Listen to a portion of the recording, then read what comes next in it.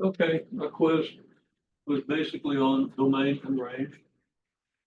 So we have two graphs here with enough information to scale the graphs.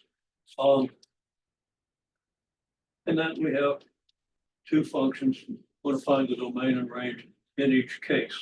Now I say, estimate the domain and range here because I didn't give you a ruled off grid. And people did real well with this on the whole. Okay, because you know how to rule off a grid. I always object when people always have a ruled grid to do their work on, because you don't learn how the numbers relate to each other nearly as well. So that's method for my man that's there. So I would rule this off. This -8 to 8. So if I want to subdivide this, I'd say maybe x equals 4 here. Maybe I'm a little too far to the left. Maybe 4 is really that 4, but that would be okay. So if I want to estimate the domain as I've drawn it, the x value for this point is between -4 and -8, somewhat closer to -4. Now I would estimate that for this point, x is maybe -5.2. I don't expect you necessarily to estimate accurately to the 10th, not even necessarily to the whole number, but as long as you're in the right ballpark, I'm fine with it. I just want you to know what to look at to find the domain. Now, a projection line here labeled would be more documentation. It wouldn't be a bad idea. But as long as your numbers make sense, I have to assume that you know what you're looking at and you know what you're doing, and I think I'm right. Okay. Then over here, the way I've got it ruled off, I would say about x equals 4 point.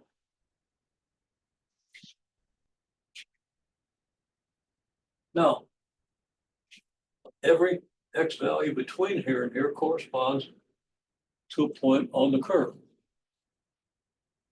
X values between here and here don't. There's no curve from here to here, right? No curve above the points to the left of -5.2, no points on the curve to the right of x equals 4.3. So then I would say, based on my estimate, the total domain is -5.2, 4.3. I use a square bracket on the left and a parenthesis on the right. Why? Because this point isn't included, this point is. Okay? So you need to know all that. And from what I see, what I saw in the homework, so that there were a fair number of mistakes about whether the interval's open or closed. Not many. And a lot of times I'd give you half credit if you just had one little error there. How many of you have been reviewing the notes I put in your homework? Okay, everybody ought to do that. It doesn't take long. You can see the notes and you can learn something. It's a, for 5 minutes of reading notes, it's one of the most valuable 5 minutes you could spend. Although if you find that it isn't, it's an optional. You don't have to look. Okay. Okay, so anyhow, you get the range.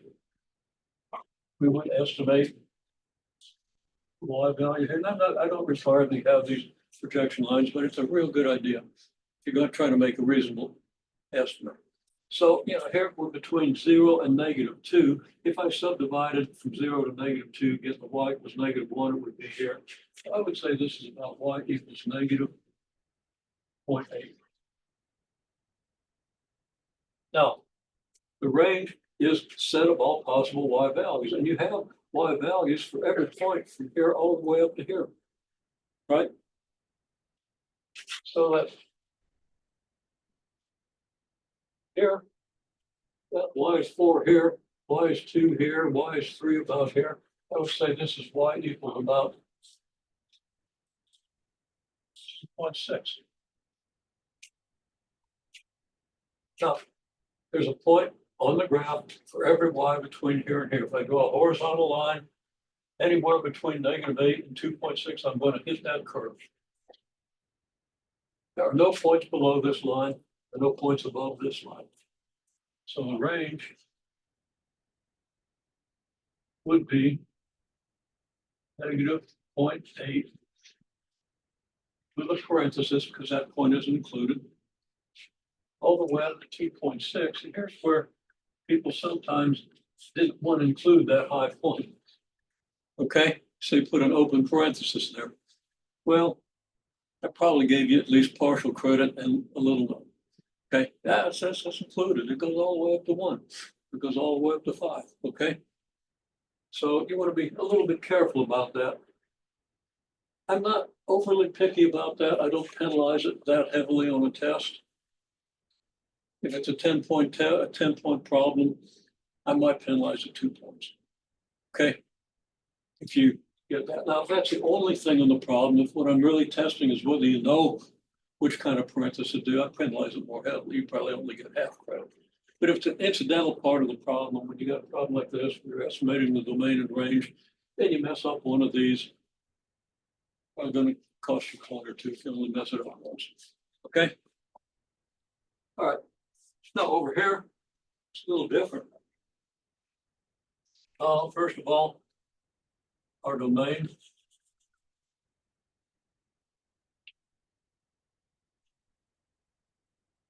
goes all the way from here to here, but there's nothing between here and here. There are no points in the graph between this line and the y-axis, right? So, and I can draw a line here and a line here, and I can estimate the coordinates. Of course, this is x equals -4. It's all the way to the left, where I've labeled it. This is probably x equals -1.5. This, of course, is x equals 0, and this is x equals 4. It's already labeled, right? So I would say the domain is -4, -1.5. And those points are both included because I've got closed dots on them. Union 0, 4. You agree? Okay. Now, to get the range,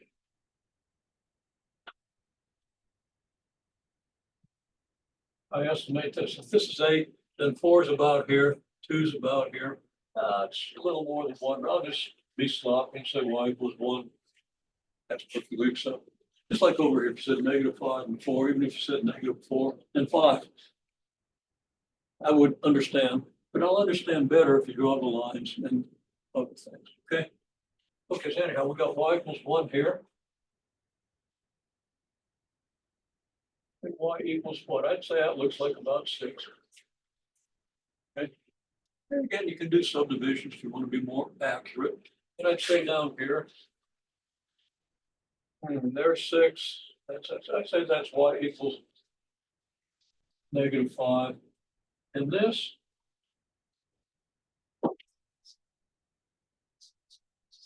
I'd say it looks like about -1/2. Okay. So my range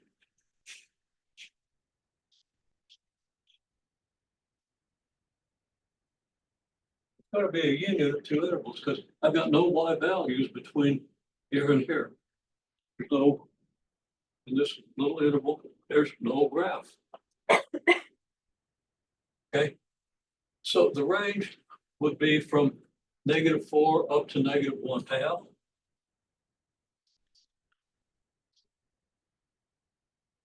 And those points are both there. They're both closed dots. Union interval here up to here, 1 to 6. And the 1 is an open parentheses, and the 6 is closed. Okay.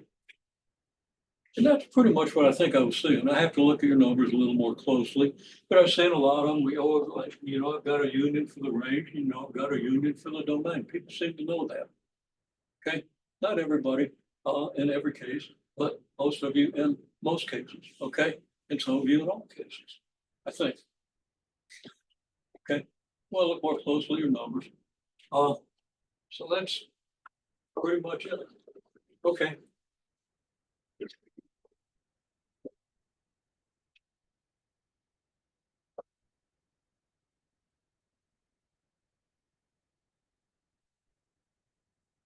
Got f of x equals 4 over x plus 6. Domain.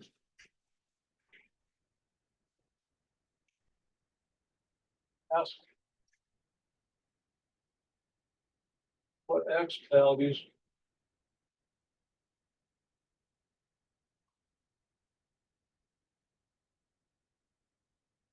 can't be used.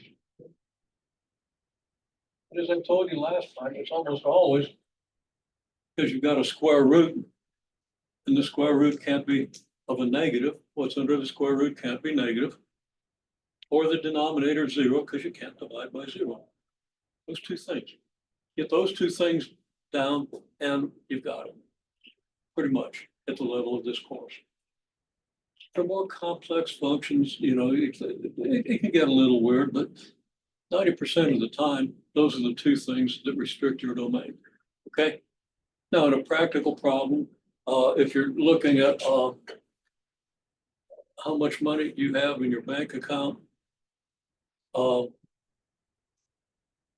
usually your domain is going to be from 0 to infinity.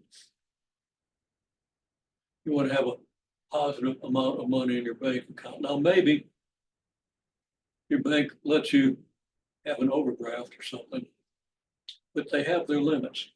It doesn't go from negative infinity to infinity. Okay, maybe they don't let you go over $1,000 before they send out the army to take you to Guantanamo or whatever they do. I don't know. I've never had an overdraft. Actually, when I was your age, you get careless. Okay.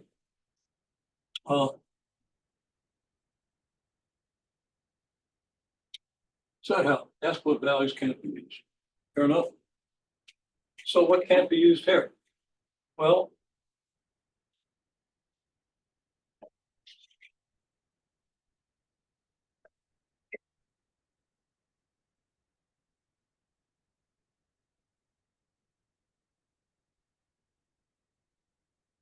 denominator can't be 0.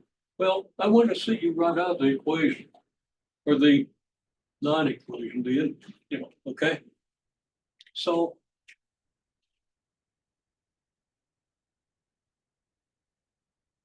and even writing out these words. So we want to answer the question, when does x plus 6 equal 0? Well, that's real easy. We just solve the equation, right?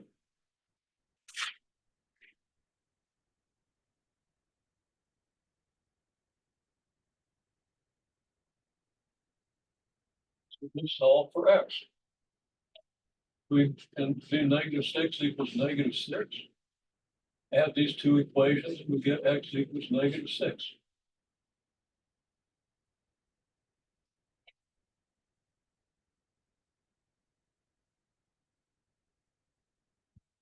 X can't be negative 6.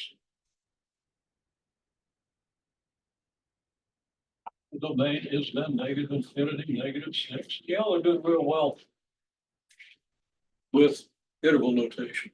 That's often a stumbling block, a hang up. And I haven't said that much about it. Open Math did a good job of reinforcing what little I said. Okay. So my judgment in not saying too much about that is justified. Sometimes my judgment isn't justified. Like in assuming that you would understand piecewise functions. Okay. And of course, I remember my grandson, who's now an engineer, building a really part of a successful career, doing quite well. Now, he was way ahead of the curve. He was taking this pre-calculus course as a freshman or sophomore, I don't remember. But he didn't understand. The only question he asked me the whole course was about piecewise functions. Didn't understand them. Okay. Took me 5 minutes. And he never had to ask me another question. Okay. And they took some of my courses. He had to ask questions. So anyhow, physics course, stuff like that. However, my point is, I should have anticipated that you need a little more piecewise functions. Okay. But I do find that open math often does a good explanation. People can do pretty well with that. But as a group, a lot of you have trouble with that. So we'll talk a little bit about it. Okay, so anyhow, there's a domain. That makes sense? Okay.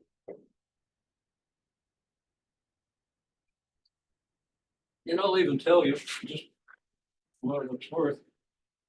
This is the x-axis, this is the y-axis, and this is the line. X equals -6. What's the graph of this function look like?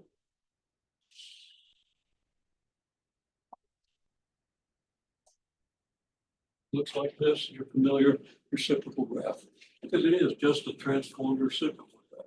They were coming up with transformations, so starting to build some of these important concepts.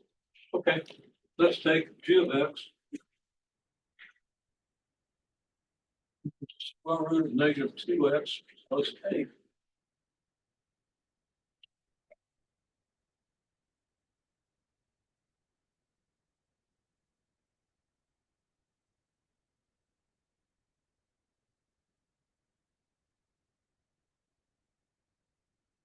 And have a negative under your square root sign.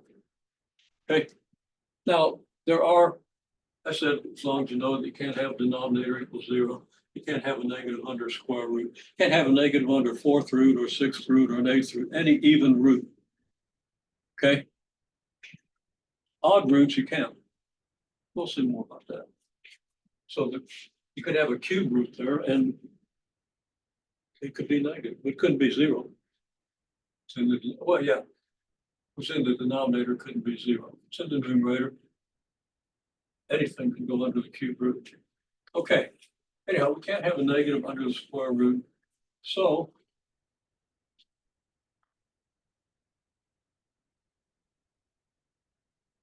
write down the equation or the inequality in this case and solve the inequality.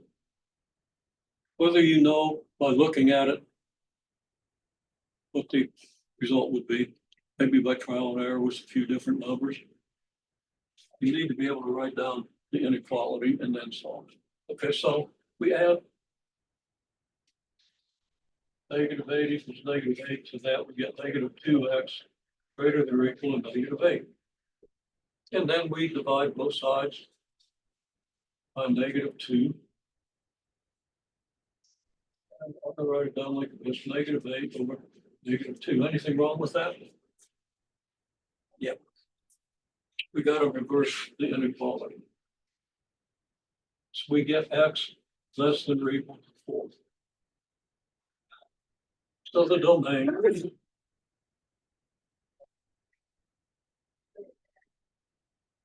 would be written as -infinity to -4, including -4. Okay. If you don't reverse the inequality, you get x greater than or equal to 4. Well, if x is big, you're going to have a negative here that's bigger than that 8, right? And in that case, you're not going to be able to take the square roots. It's not going to make sense. So once you get what you think is the domain, test it with some numbers. You take a number extreme in this domain, like -10. Would -10 work?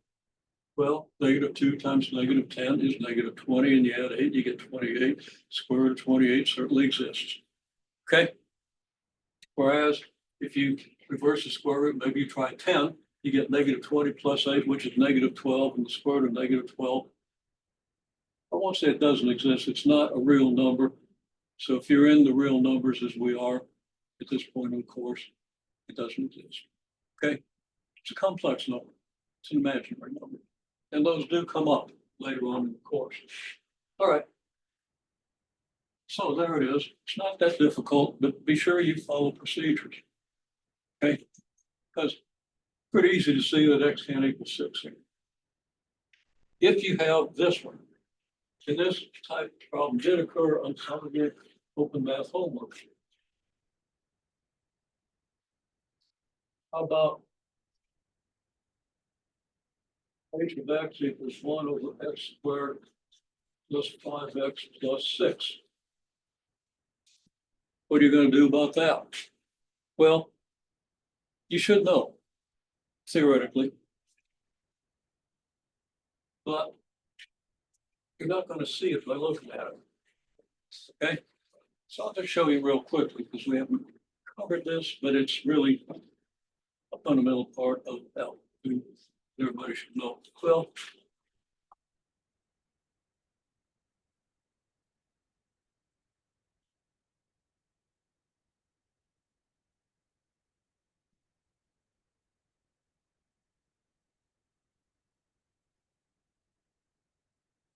I'm just indicating this denominator can't be 0.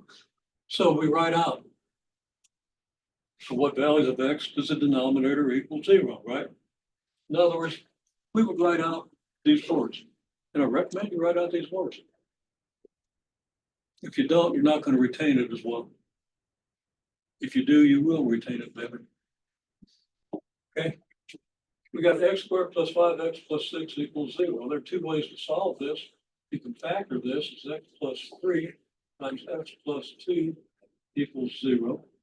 And the only way this product can equal 0 is if either this is 0 or this is 0.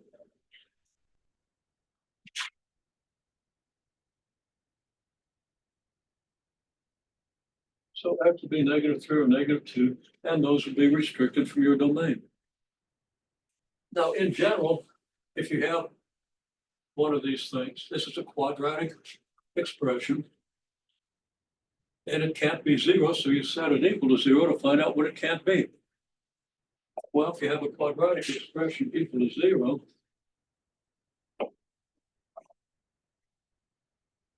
x equals -b plus or minus the square root of b squared minus 4ac all divided by 2a, and I'm not going to go through the details, but you can always use this. It's a quadratic formula. Everybody should have seen it by now, but we'll cover it when we really need it, which is coming up fairly soon in the next couple of weeks, okay? Before we start talking about quadratic equations and polynomials, quadratic functions, we'll need to take a quick brush up on quadratic form, okay? But it generally doesn't give people trouble. I mean, if people doing okay in the course, they do fine when we get to the quadratic formula, okay? It's not a big stumbling block. You just got to remember it. And then it's really easy. Okay. Now, using up a big chunk of time on this stuff, but it's kind of let me just reorient myself.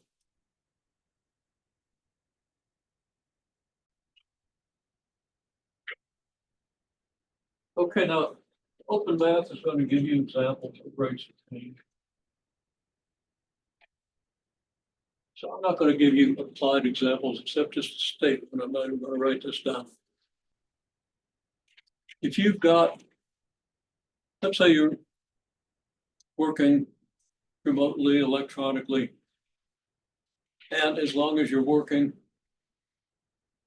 some AI somewhere detects that you're working, doing productive work, and automatically, continuously puts money into your bank account. Okay? 3 cents an hour. Let's say that your bank account at 11 o'clock in the morning is worth $1,000. It's easy to remember. So 11 o'clock, it's $1,000, right? And at 5 o'clock, I didn't say at 4 o'clock, it's $2,000. Okay? How many dollars is that per hour? Don't say because I've got the recording on. But what do you do to find the number of dollars per hour? Well, you're going from 1,000 to 2,000, you're earning $1,000. That's obvious. You would immediately think that if you were looking for it. And it's 5 hours, so you're going to divide that $1,000 by 5 hours, and you're going to get $200 per hour. Okay? That's a rate. It's the rate at which your money is changing with respect to time. So I will write this out as an example because it's a good one to start with. Okay, so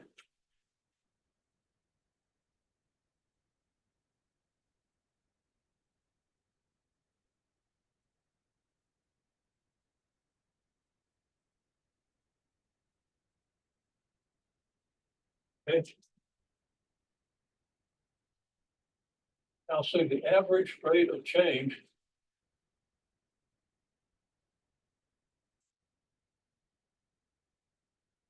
value with respect to time is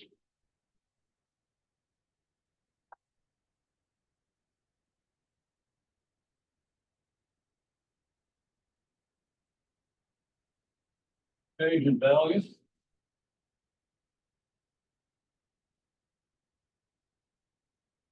divided by change in time, which is $2,000 minus $1,000 over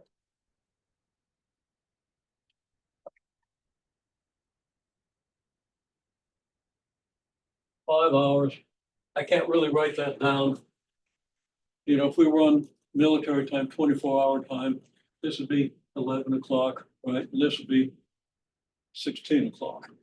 So you subtract 11 o'clock from 16 o'clock and get 5 hours. But we'll just say we know that the change in time is 5 hours. So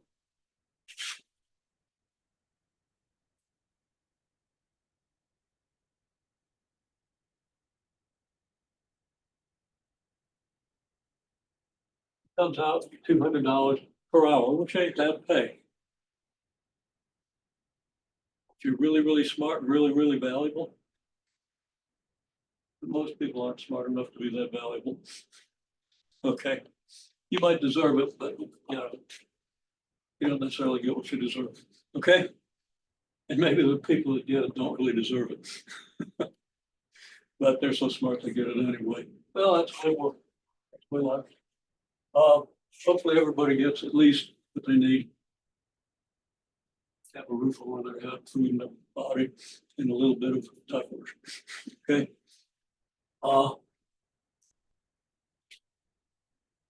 And friends and all that stuff. All that's really important. Okay. And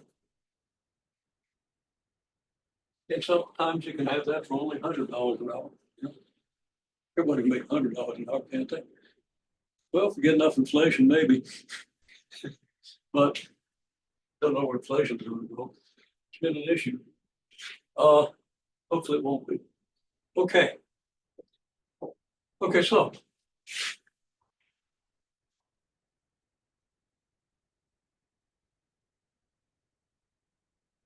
I'm abbreviating. ROC stands for rate of change.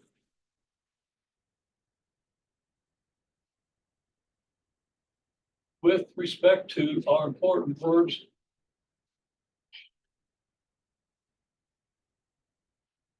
that open math often glosses over. Probably because they think it's too complicated for you. Is it too complicated to write with respect to, especially if you can abbreviate it WRT? Okay. So I recommend that you write the with respect to, because when you take calculus, this becomes really important for the interpretation of rates of change, which are derivatives, which are the most important thing in the first semester of pre-calculus. This is anticipating something you need to know when you encounter it in a calculus course, assuming you have a calculus course to encounter. Okay. This is foundation of all calculus. There's another possible foundation. Two things that could be regarded as foundation. This is one of them. Okay. So make sure you really understand this as well as you can in this course. Okay, so the average rate of change of y with respect to x is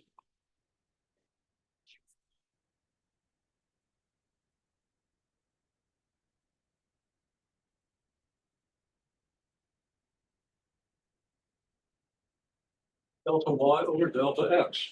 Change in y divided by change in x. And let me go ahead and write out the words change in from this one time, but then I'm going to assume that you know that delta means change in.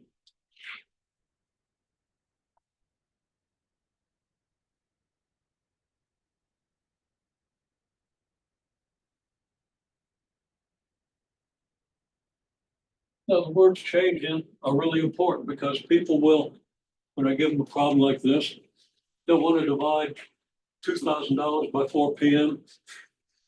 or 2,000 by 4, and they'll want to divide 1,000 by 11. Okay? You're not dividing change in anything. You're dividing value by clock. Doesn't have any particular meaning in most contexts, although sometimes, sometimes it does, but it's not an average rate. An average rate requires change in. Got it? That's emphasized. Okay, remember it. Okay, average rate is change in, which equals delta y over delta x. Delta saying, big a shorthand with change in, just a triangle. You can see how a delta, if it's turned a little bit and rounded a little bit, becomes a big D, right? Okay, so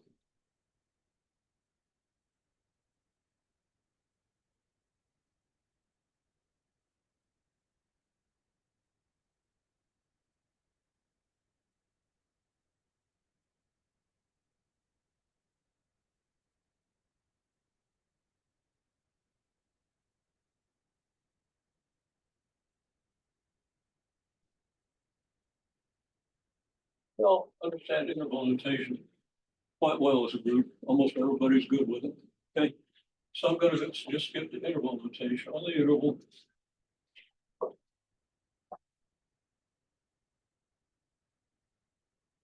-2, 3. Yep, I'm going to change that around. -1, 2, because then we can use our constructed graph on the standard here. Okay, -1 to 2. Well,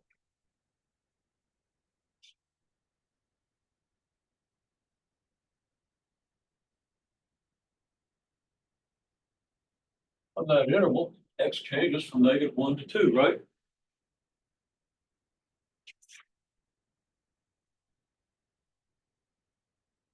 And x is -1, y equals -1 squared, which is 1. And x equals 2, y equals 2 squared, which is 4.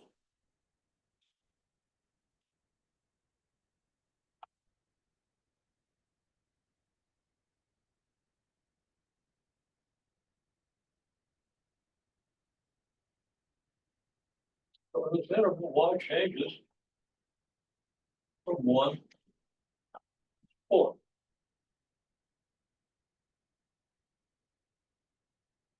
Thus, delta y equals 4 minus 1. Delta x equals 2 minus -1. So delta y is 3. And if you do 2 minus -1, that's 2 plus 1, which is also 3, right?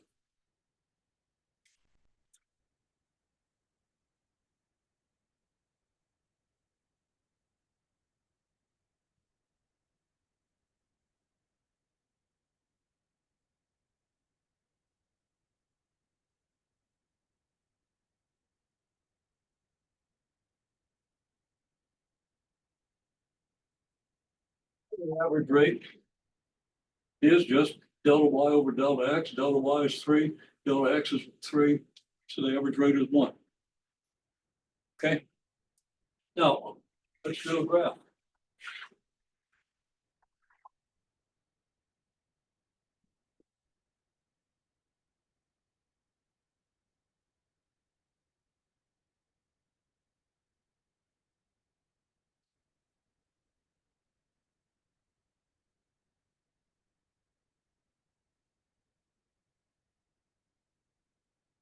kind of sloppy, doesn't quite hit the right points. Okay. But here's -1. I did hit -1, didn't I? And then I hit 2, 4. So I got these 2 points. So I can represent these changes on the graph. So here's the point.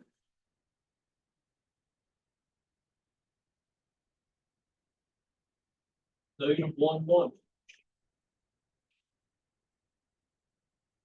Here's the point 2, 4. Now, if I go from this point to this point, if I go horizontally and then vertically, I have to go in the positive horizontal direction, in the positive vertical direction to get from here to here, right? So how far is it from here to here? How far do I have to go here?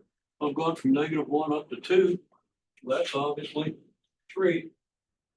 That corresponds to the run of the graph. You know about rise and run? And you know slope is rise divided by run, don't you? Well, there's a neat connection here. The rise equals 4 minus 1 equals 3. And you know, I really should have said, I'm going to cross that out. The run equals 2 minus -1 equals 3. I'll write the calculation out right here on my graph. Well, that tells me that the slope of the straight line segment between these points is rise divided by run. So that the slope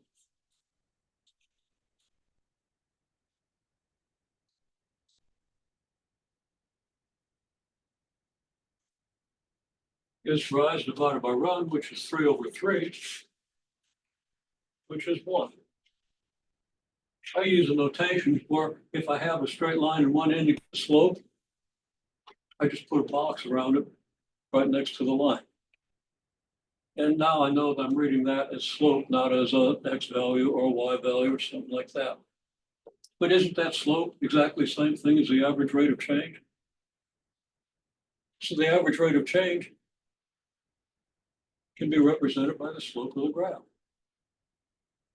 Now let's look at this graph from here to here.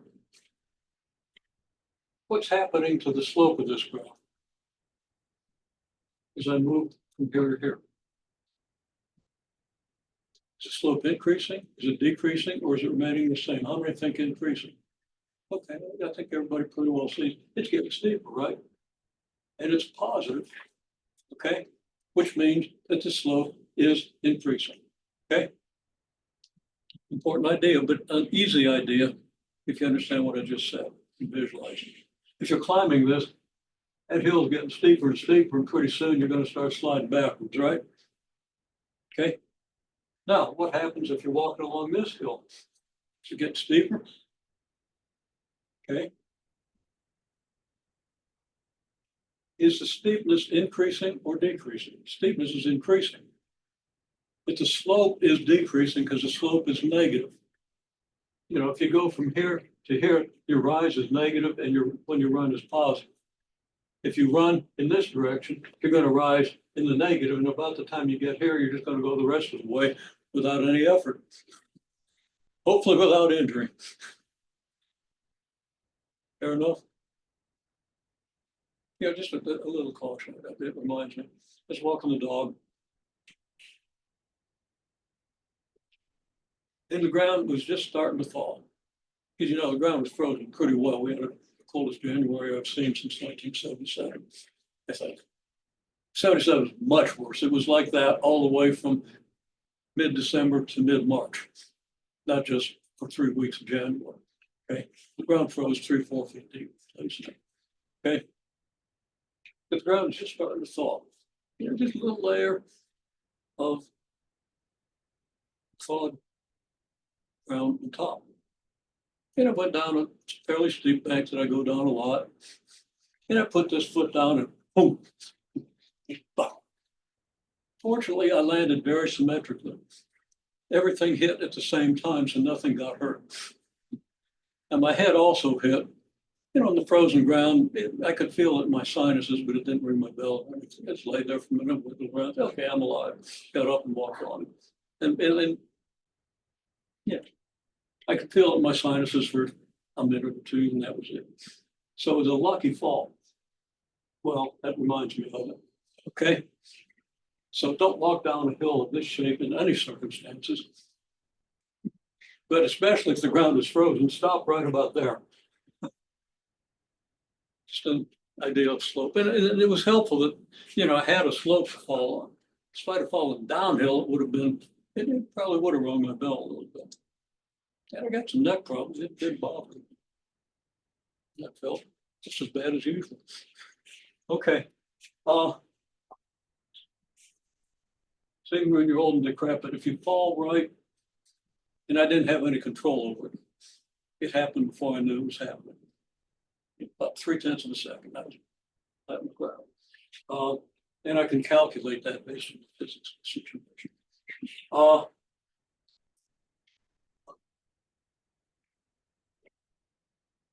I'd been a cat, I'd have found a way to turn around and land on my stomach, couldn't I? Cats do that. Pretty interesting. Digression over. You understand what I'm talking about, slope and rate of change?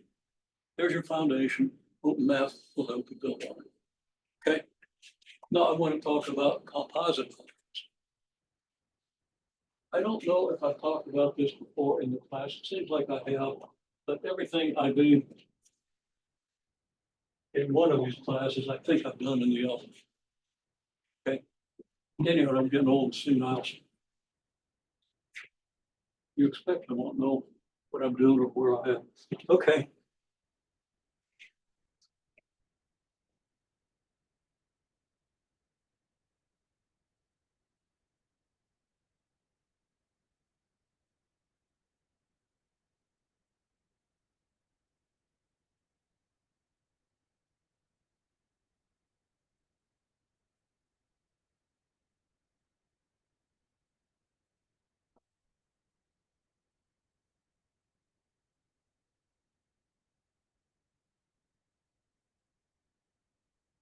Okay, these are both functions that we're familiar with.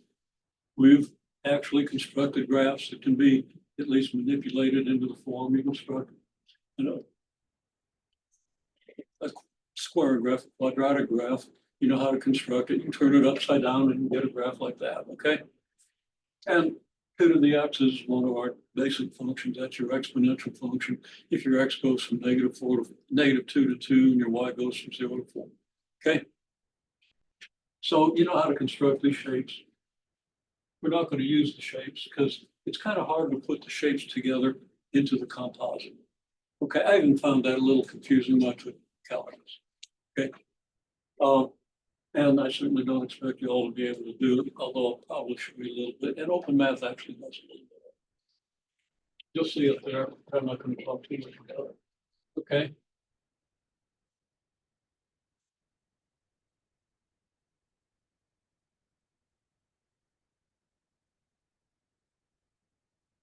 Find the expression for h of x, which is equal to f of g of x.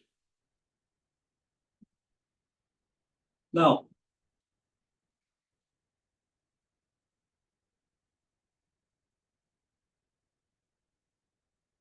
f of x equals 2 to the x. Now I'm going to give just a little sequence and ask you, we've only got about 9 minutes left.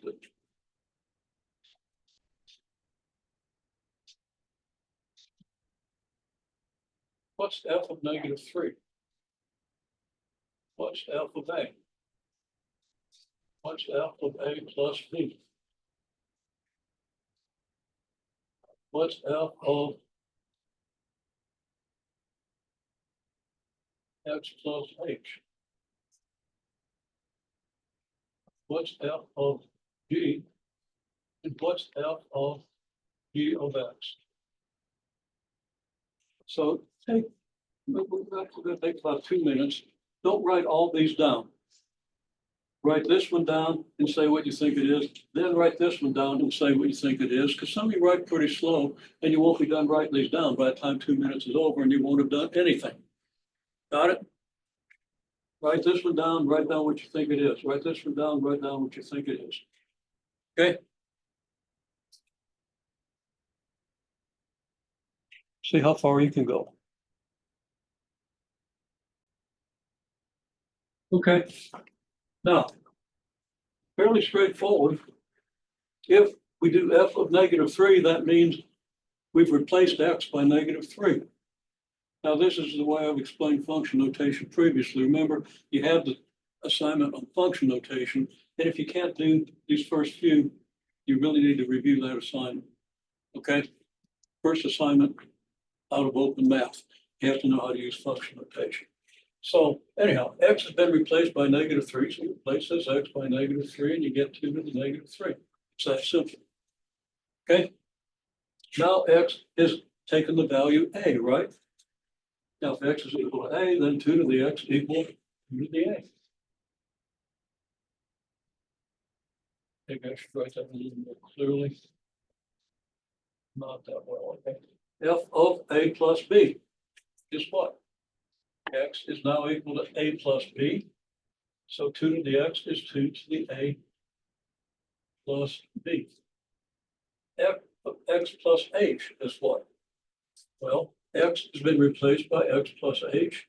So I got to replace this x by x plus h, and it's 2 to the x plus h.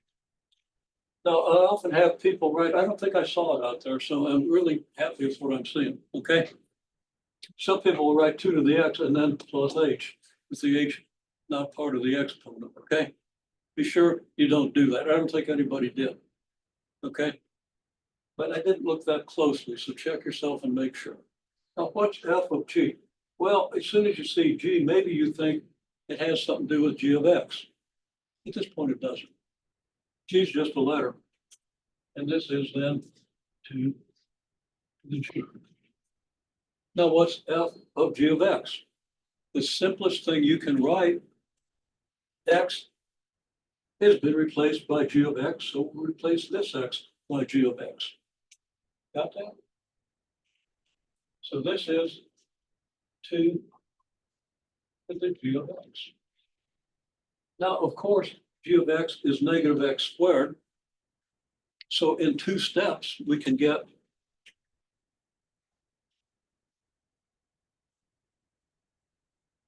this, okay? But when you see f of g of x, write it out this way because it's going to help you avoid errors, okay? It's going to reinforce what you're doing and how you think. And if you skip just to 2 to the negative x squared, well, I think a lot of the people who wrote down 2 to the negative x squared understand this well enough to get away with it. But for now, I say don't get away with it. Do it in steps. Okay? Because these things can get a lot more complicated than this. And if you don't go back to the basic concept, the basic procedure, just like if you don't write down all the steps in reasoning and write down words that are the same as the words I use or equivalent to the words I use, make sure they really are equivalent. If you don't do that, you're not going to retain it as well. You're not going to understand it as well. It's not going to do you as well when you need it in the future. Okay? Don't shortcut it. All right.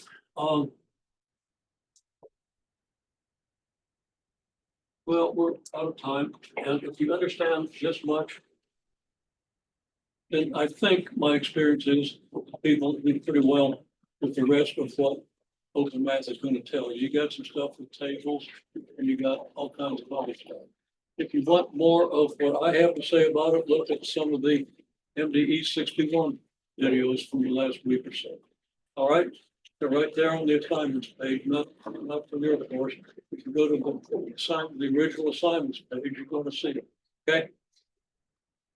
But if open math gives you everything you need, that's fine. Just if you want to look at what I've told and see a little more explanation along the lines I give you here, Good place to look.